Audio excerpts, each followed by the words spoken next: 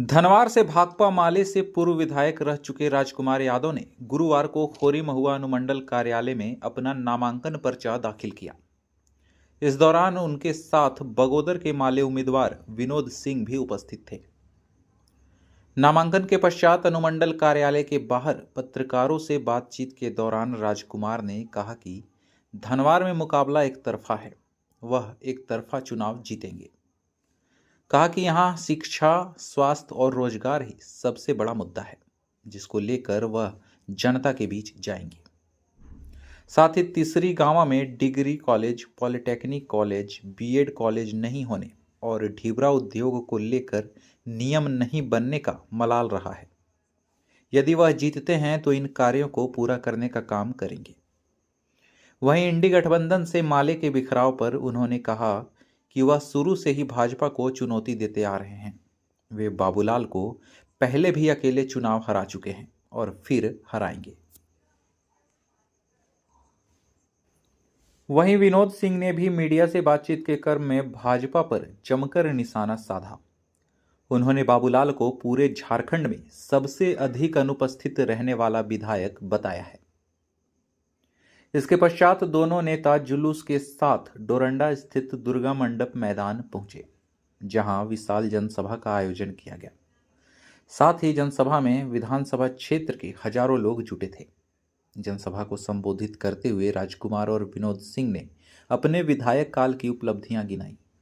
साथ ही भाजपा और बाबूलाल पर जमकर बरसने के साथ साथ कई गंभीर आरोप भी लगाए। वहीं माले के कार्यकर्ताओं के बीच हेमंत सोरेन को लेकर भी नाराजगी देखी गई। जनसभा में लगभग 2 दर्जन लोगों ने विभिन्न पार्टियों को छोड़कर माले का दामन थामा।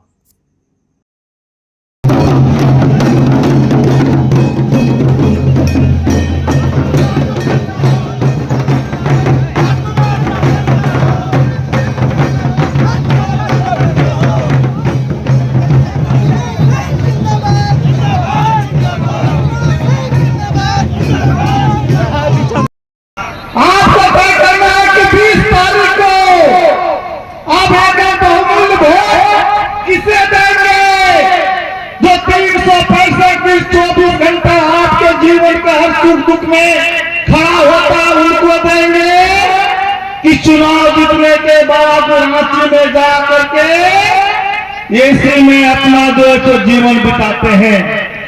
हम साथियों कहना चाहते हैं कि 2019 में जब बाबूलाल मरांडी जी चुनाव जीते थे, उन्होंने कहा था कि हम भ्रष्टाचार मुक्त को यहां पर धनवार को बनाएंगे। उन्होंने कहा था कि हम ढीबरा चालू कराएंगे। उन्होंने कहा था कि भ्रष्टाचार खत्म करेंगे। उन्होंने कहा था कि इस क्षेत्र का जो समस्या है उसके लिए लड़ेंगे। उन्होंने कहा था कि हम भाजपा में किसी कीमत पर नहीं जाएंगे। हम चाहे क्यों नहीं, हमको दिल्ली के कुतुब मीनार से कूद जाना पसंद होगा। हरिद्वार में हम जाके पूजा करेंगे, कोदई बाग में हम खेती करेंगे, लेकिन बीजेपी में नहीं जाएंगे। हिसाब देना भी चाहता हूं कि मैंने 5 साल के अंदर क्या किया। 5 साल के अंदर जब मैं एमएलए बना, 2014 के पहले पूरे धनवार विधानसभा क्षेत्र के लोग बिजली के लिए लाठी और गोली खा रहे थे, बिजली के लिए संघर्ष कर रहे थे, बिजली के लिए जेल जा रहे थे कि धनवार का बिजली कैसे सुधरेगा, गांव का बिजली कैसे सुधरेगा, तीसरी का बिजली कैसे सुधरेगा। और हमारी मां बहनें मोबाइल चार्ज करने के लिए 10 रुपया रोज खर्च करती थी कि हमारा बेटा से बात कैसे होगा दिल्ली, बम्बई, हैदराबाद। मैंने एक ही वादा किया था कि 5 साल के अंदर आप यदि मुझको मौका देंगे विधानसभा को जिता करके, 1 साल के अंदर में 12 से 18 घंटा बिजली आएगी और जो कोडरमा से आ रहा है गिरिडीह से आएगा। और इसके लिए मैंने विधानसभा के अंदर, झारखंड के असेंबली में हमने जैसे रघुवर दास को बाध्य कर दिया, मैंने गिरिडीह के डीसी को बाध्य कि 2016 तक है उस टक्का से बचिएगा। अभी टक्का से बच गए तो बाबूलाल को इस बार जमानत तो जब्त हो जा सकता है, क्योंकि जमानत बचाने में 40,000 वोट चाहिए। तो 40,000 कहाँ मिलेगा? बाबू है क्या उसके पास वोट? कौन देगा वोट? तो ये बात आपको सोच लेना है और इस बार भाजपा को हराना, भाजपा के खिलाफ, बाबूलाल के खिलाफ। आपका मुकाबला किससे होगा?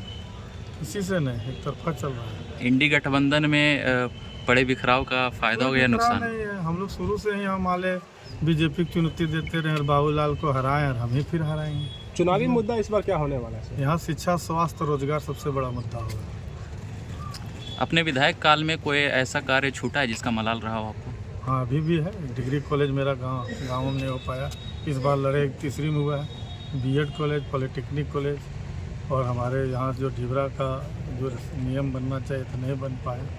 इस तरह के है कुछ कार्य जिसको इस बार पूरा करेंगे। आप किस सोच के साथ चुनाव मैदान में आए?